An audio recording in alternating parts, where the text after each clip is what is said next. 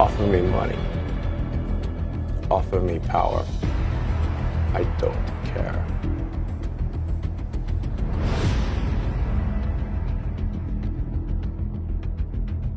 In a daring move that sent shockwaves through society, visionary entrepreneur Elon Musk embarked on a relentless crusade against the shackles of political correctness. With an unwavering determination and a reputation for defying norms, Musk launched a crusade aimed at dismantling the chains of censorship and restoring the spirit of open expression. It all began when Musk, known for his boldness and outspoken nature, began challenging the prevailing norms of political correctness that had infiltrated various spheres of public discourse on Twitter. Let's talk a bit about your tweets, because it comes up a lot.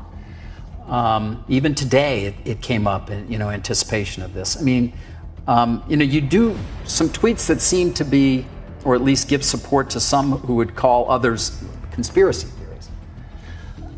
Well, yes, but I mean, honestly, some of these conspiracy theories have turned out to be true. Which ones? Well, like the Hunter Biden laptop. That's true. Yeah. Yeah. So, that was a pretty big deal. There was Twitter and others engaged in active suppression of information that was relevant to the public. That's a terrible thing that happened. That's election interference. But how do you make a choice? You don't see. I mean, in terms of when you're going to engage. I mean, for example, even today, Elon, you tweeted this thing about George Soros. Well, I'm looking for it because I want to make sure I quote it properly. But I mean, you know what you wrote. But you basically. I said it reminds me of Magneto. It's just like, calm down, people. This is not like made a federal case out of it. You also you said he wants to erode the very fabric of civilization, and Soros hates humanity. Like, when you do something like that, do you? Yeah, I think that's true. That's my opinion. Okay, but why share it? Why share it? Especially, why share it when people who buy Teslas may not agree with you, advertisers on Twitter may not agree with you? Why not just say, hey, I think this. You can tell me, we can talk about it over there, you can tell your friends, but why share it wide? I mean, this is freedom of speech. I'm allowed to say what I want. You absolutely are, but I'm trying to understand why you do, because you have to know it puts you in the middle of the partisan divide in the country. It makes you a lightning rod for criticism. I mean, do you like that? People today saying he's an anti-Semite. I don't think you are. No, I'm definitely. I'm like a pro-Semite, if anything. I believe that probably is the case. Yes. But why would you even introduce the idea then that would be the case? I mean, look, we don't want to make this a George Soros interview. No, God, no. I don't want to at all. But what I'm trying, even came up though in the annual meeting. I mean, do your tweets hurt the company? Are there Tesla owners who say, I don't agree with his political position and I know it because he shares so much of it? Or are there advertisers on Twitter that Linda Yaccarino will come and say, you got to stop, man. Or, I can't get these ads because of some of the things you tweet. I'm reminded of the scene in The Princess Bride. Great movie. Great movie. Where he confronts the person who killed his father. And he says,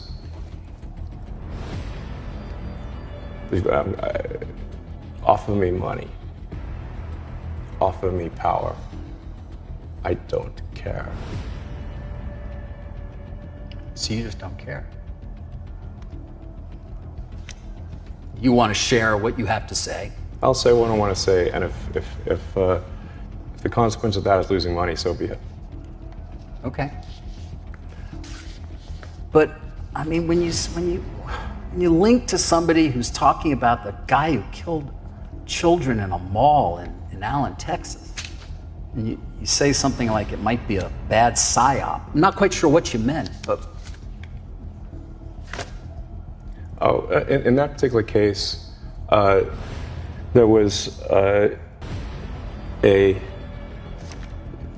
somehow that's not that that obviously people were killed, but it was, I think, incorrectly ascribed to be a white supremacist action, and the evidence for that was some obscure Russian website that no one's ever heard of that had no followers. And the the company that found this is Bellingcat. Right. And do you know what Bellingcat does? PsyOps. Right.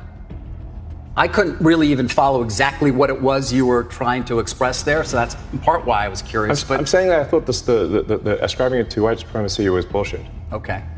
And that the information for that came from an obscure Russian website and was somehow magically found by Bellingcat, which is a company that does PsyOps.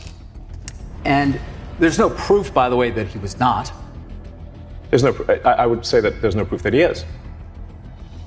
And that's a debate you want to get into on Twitter? Yes. Because we should not be ascribing things to white supremacy if it's false. You tweet a lot. I use my tweets to express myself. Some people use their hair. I use Twitter. Well, but you use your tweeting to kind of get back at critics. Rarely. You kind of have little wars with the press. Twitter is a war zone. If somebody's going to jump in the war zone, it's like, okay, you're in the arena. Let's go. Have you had any of your tweets censored since the settlement? No. None. Does someone have to read them before they go out? No.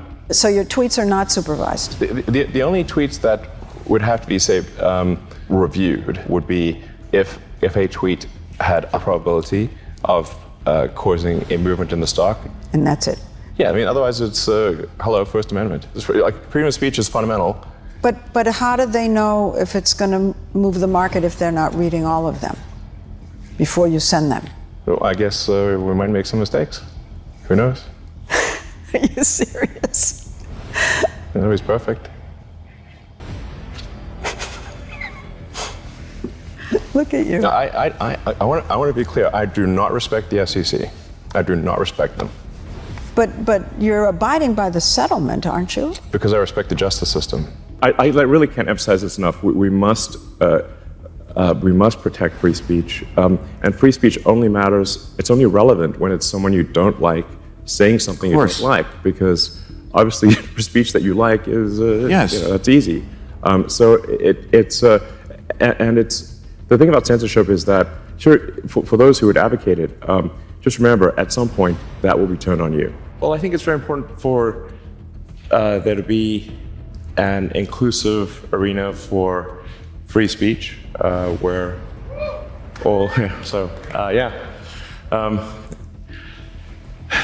Twitter has become kind of the de facto town square.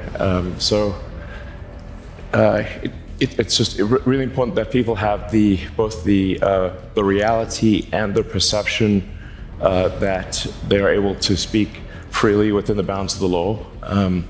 And a good sign as to whether there's free speech is someone you don't like allowed to say something you don't like.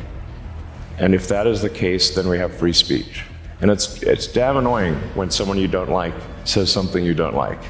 That is a sign of a healthy, functioning, free speech situation.